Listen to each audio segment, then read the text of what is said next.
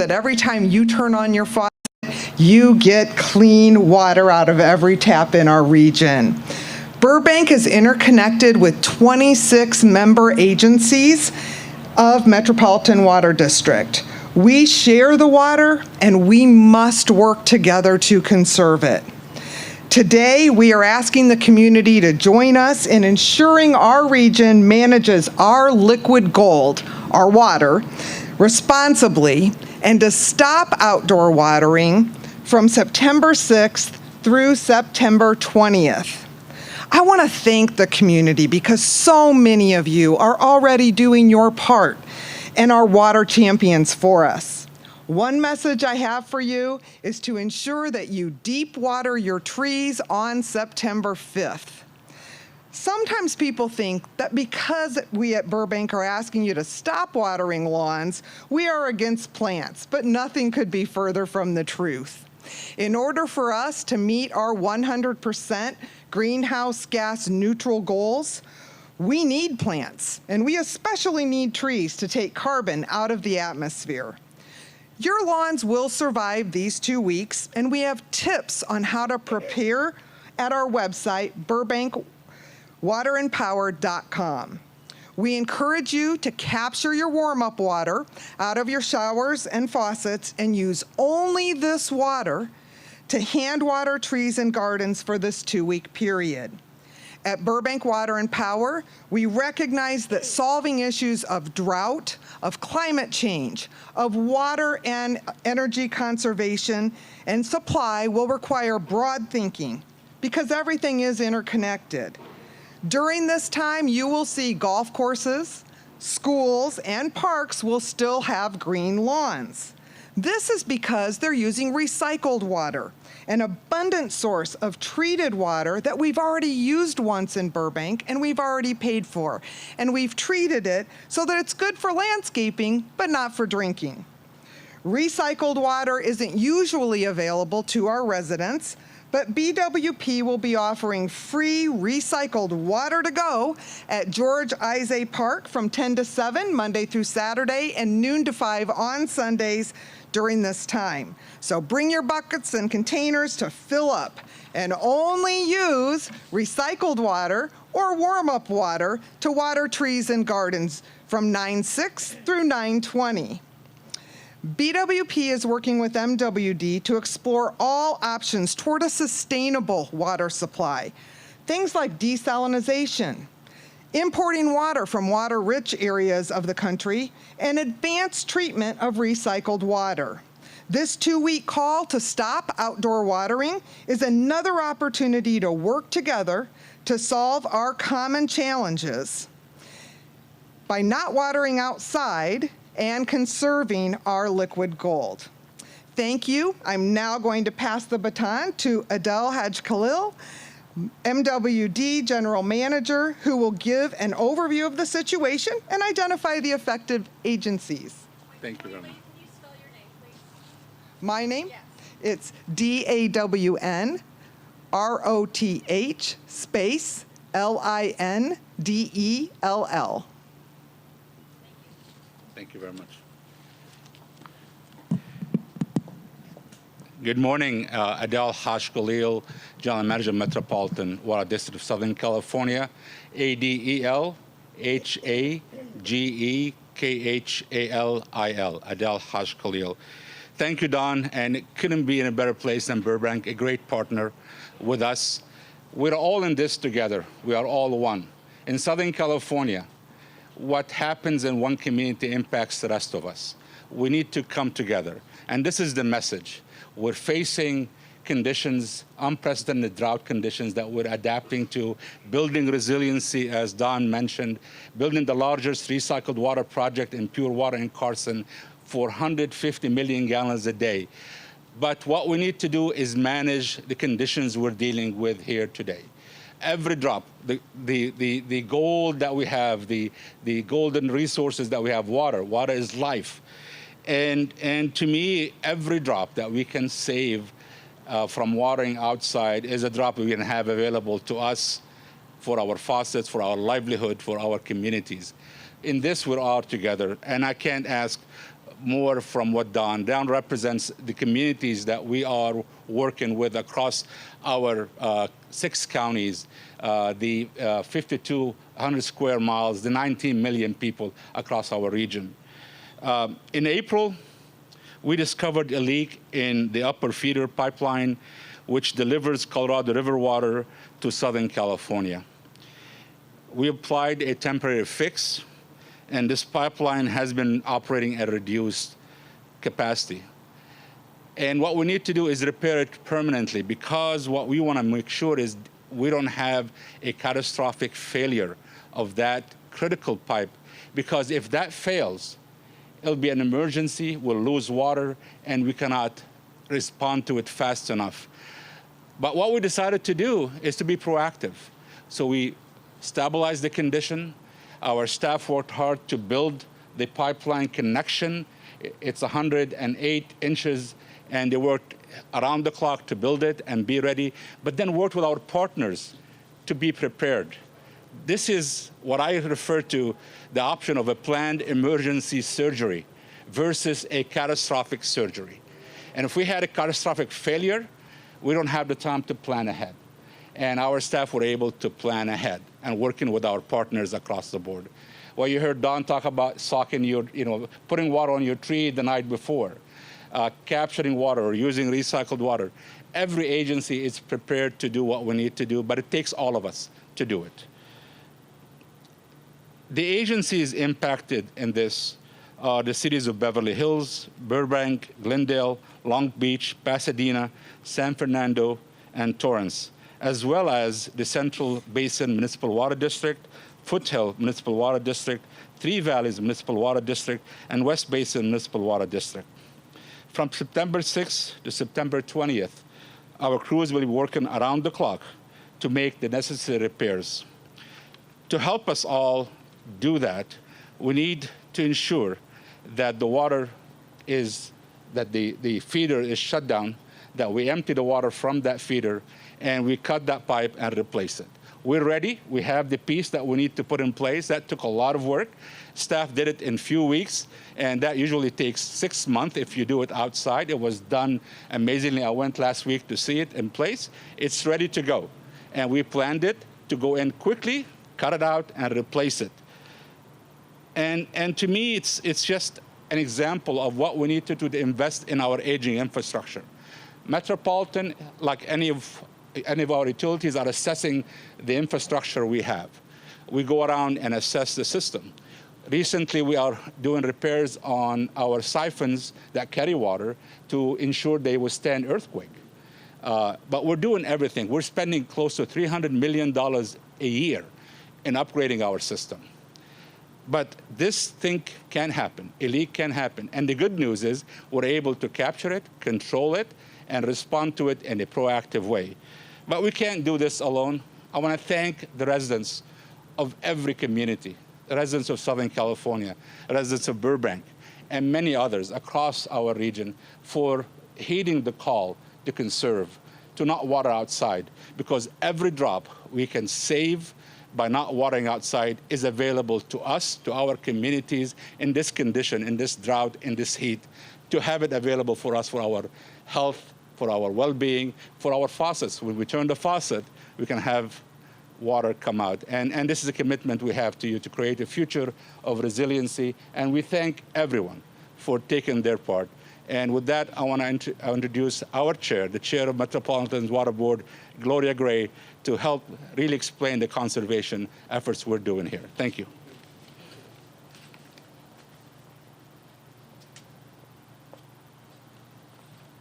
Good morning, everyone. Good morning. Good morning. Thank you all for being here. We've just heard our very able general manager explain to you why we are here today. And I want to first start off, and he's already thanked the public, but I want to thank the public for everything that they have done this far to respond to the drought. Our region has made extraordinary strides in terms of responding to the drought of the last 40 years. And now we are here today to face to do other things that we need to do to face the drought.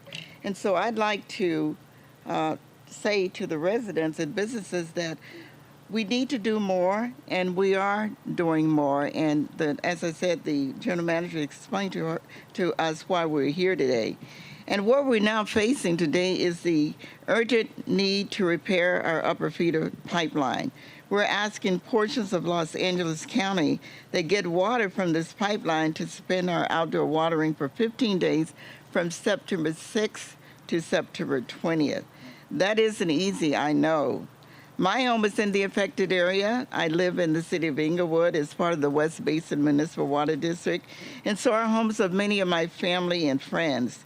We all love our gardens, but these temporary water restrictions are needed while we make these repairs. So like millions of Southern Californians, I will be watering my yard and garden and trees deeply before the shutdown and following my community's allowed water schedule and then turning off my sprinkler for 15 days. We appreciate everyone's support as we make these critical repairs on an important part of our water infrastructure. Our success depends on all of us. The general manager has talked about working together, and I always talk about to get through this drought, we have to work together. We have to find solutions, and we have to make changes, and we have to face challenges. And so I ask you again to be part of the solution. If residents or businesses have any questions about the drought, about what we're doing, please contact your local water provider. And with that, I'd like to introduce Marcia Ramos, who is our representative from the city of Burbank, who serves on our board. So Marcia, would you please come up? Thank you. Mm-hmm.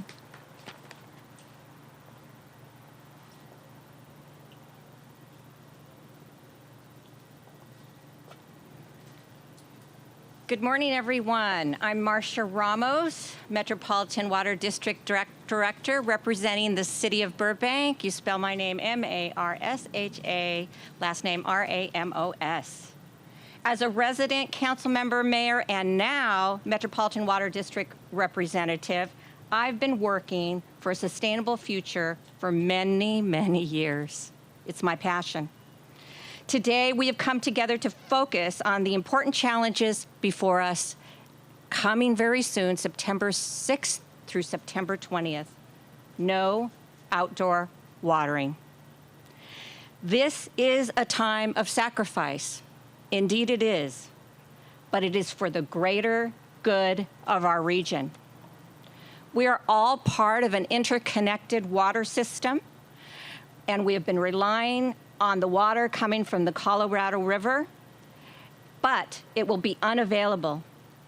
And together, we must work together with our neighbors, both far and near, to use minimal water from a very limited source. By stopping outdoor watering, we can ensure that everyone has enough for essential needs. Let me take this opportunity to thank Burbank Water and Power for your leadership in making sure that we have a diversified water portfolio and for helping all our residents and businesses be more sustainable. And I am very proud of our community and their water conservation efforts thus far. They've already been limiting their lawn watering, which is the largest source of non-essential water use. And to all those what I call gold-level community members that have taken the bold steps to replace their lawn and turf with California native and drought-tolerant planting, a huge thank you to you. You have taken the bold steps to do your part in building our resilience. I couldn't be more grateful, and I know more and more of you will come along. Together we are one water. The time is near, and we can do this together. I now pass the mic on to Brent Yamasaki, who is our Water Systems Operations Manager at MWD.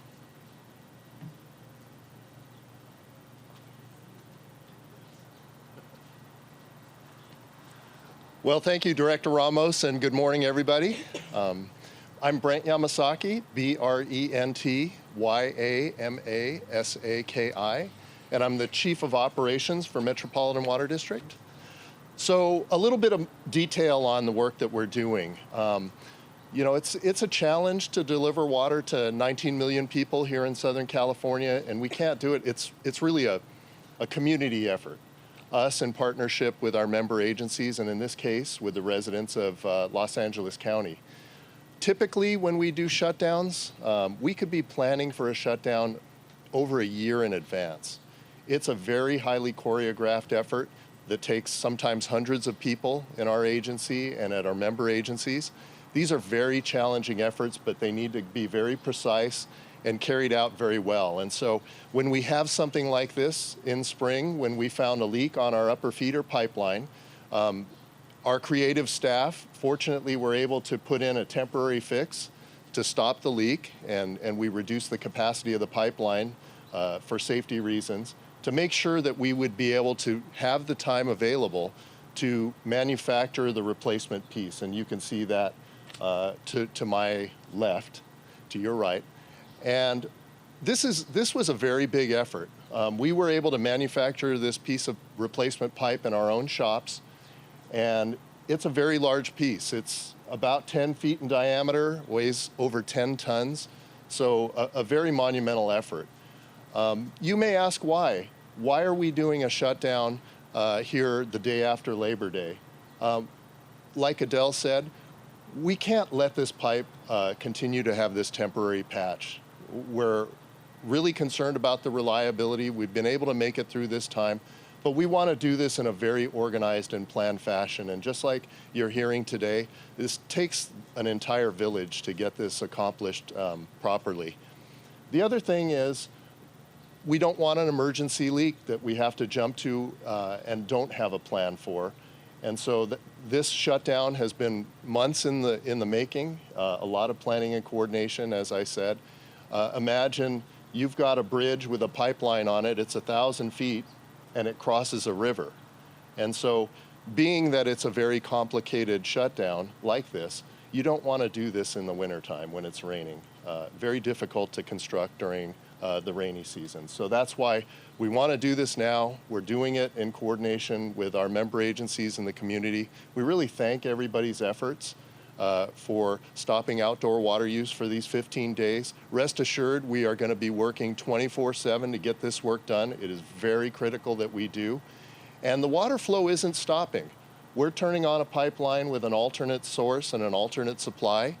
That's why we're not asking for everybody to shut down their water use completely. But it is in short supply. This is a very historic drought, which is why we're asking everybody to stop their outdoor water use. And I want to thank you in advance for taking those steps and helping us through this shutdown. Thank you. And I'll turn it over to Krista Guerrero. She's our water use efficiency specialist.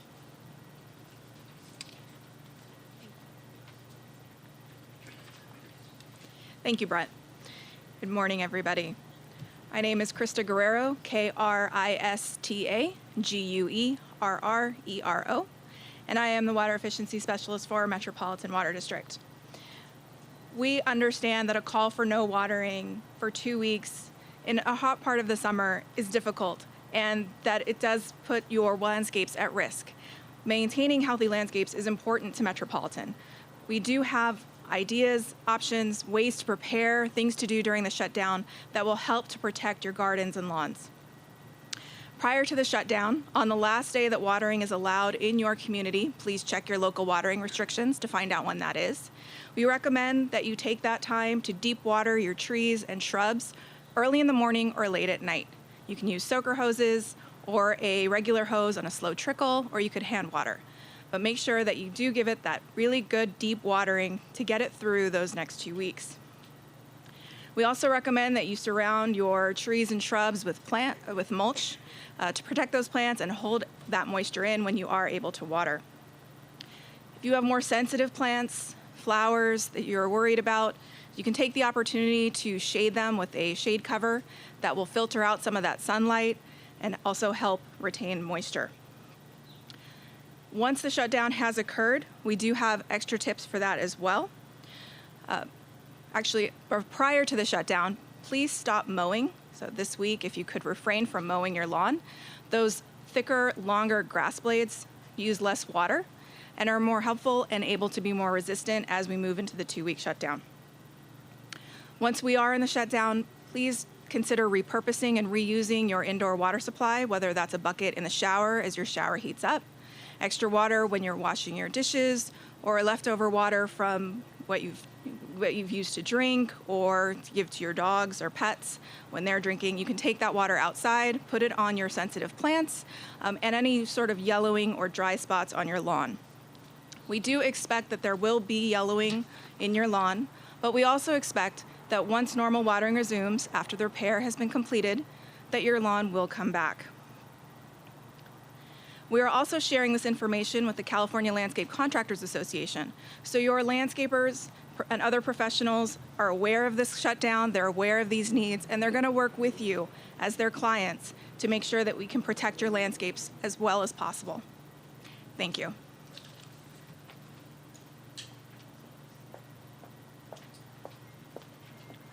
We'll now take questions from everyone. We've got a mic over here on the side if anybody has any questions.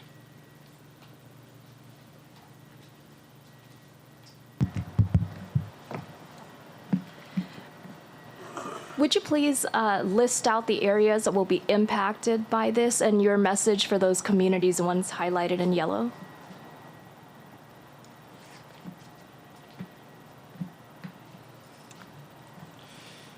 So the communities impacted by this shutdown, starting September 6th to September 20th, where we're asking that we limit the outdoor watering, the cities of Beverly Hills, Burbank, Glendale, Long Beach, Pasadena, San Fernando, and Torrance, as well as Central Basin Municipal Water District, Foothill Municipal Water District, Three Valleys Municipal Water District, and West Basin Municipal Water District.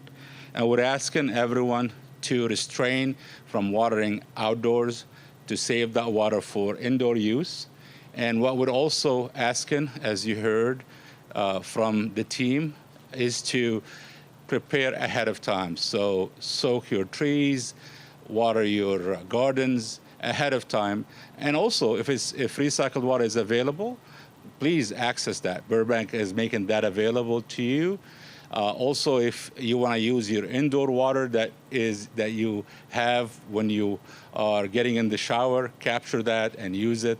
Reuse your water in every way you can to help us, because every drop that we are saving is a drop that's going to be available for us to have for our faucets and our livelihood.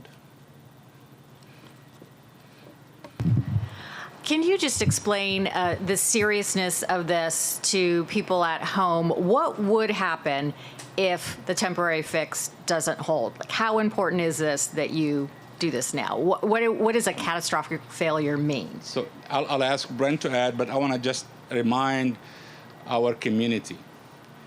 We are dealing with an unprecedented drought. Our water allocation from the state water project that comes from Northern California have been reduced to almost nothing. So we are facing a complete reduction in the water coming from Northern California. Also, we've heard from our Bureau of Reclamation and recently about the shortage that we have on the Colorado River and Lake Mead.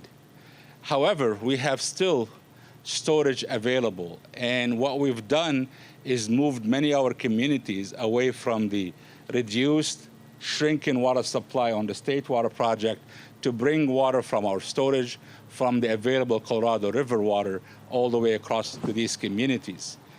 And what we were concerned with is having this catastrophic failure. That means the pipe will basically open up and all that water will go into the waterways, the river that we have there. So what happens then is water would not come to anyone, and we're not able to react quickly. So we'll be days without water.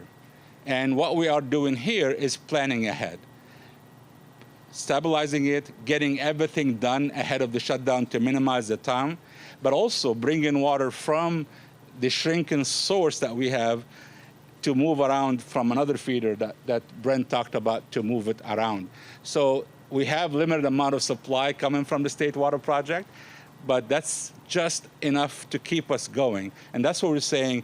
We're shortening the time for the repair, and we were actually smart. What I called it, it's the difference between a emergency surgery that somebody has to go into a heart surgery immediately, or you plan it ahead, schedule it ahead. You can prepare, you can donate blood, you can find different ways to prepare your family and yourself. This is the same thing, and I would just applaud the staff. I don't know, Brent, if you want to add anything to that.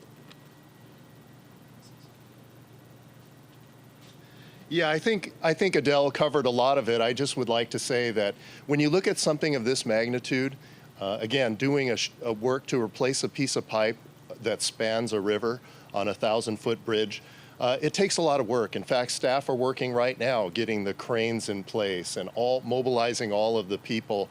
You don't want to do this type of activity in an emergency because all of those planning and preparation would not be there. And consequently, this shutdown could take another week or two longer. And we didn't want to do that. We'd rather do this in a planned way, 24/7, very cautiously, and make sure that we have a plan to deliver water through this backup source to the residents.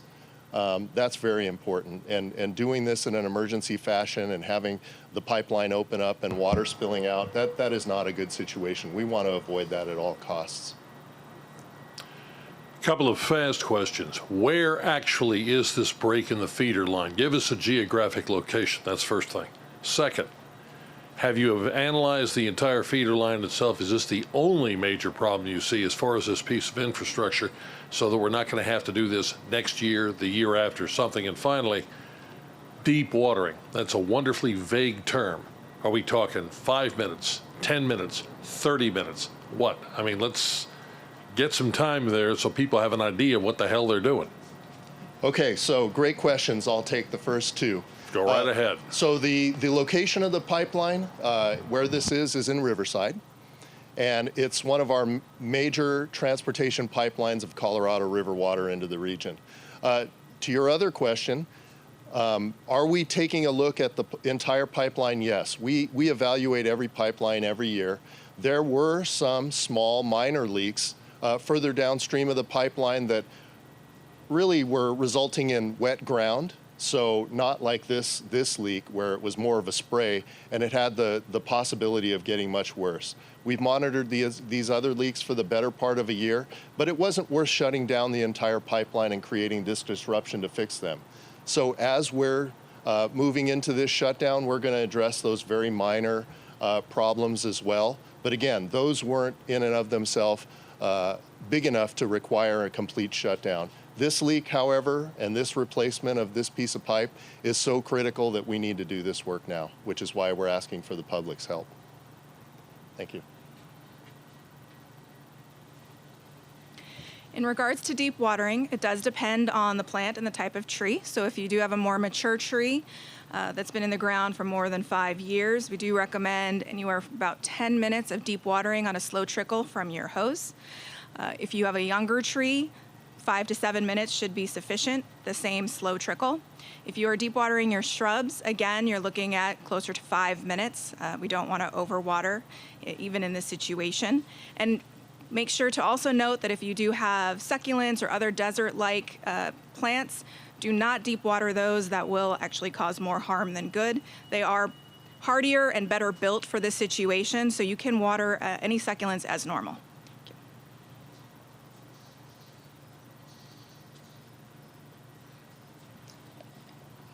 And don't forget mulch. It really helps retain the moisture. Any more questions? Do you need anybody in Spanish to speak to the issues? All right, you want to do an interview separately? Yes, sir. Okay, all right, thank you. Muchas gracias. Any more questions? Thank you very much for making it. Appreciate helping us get the message out.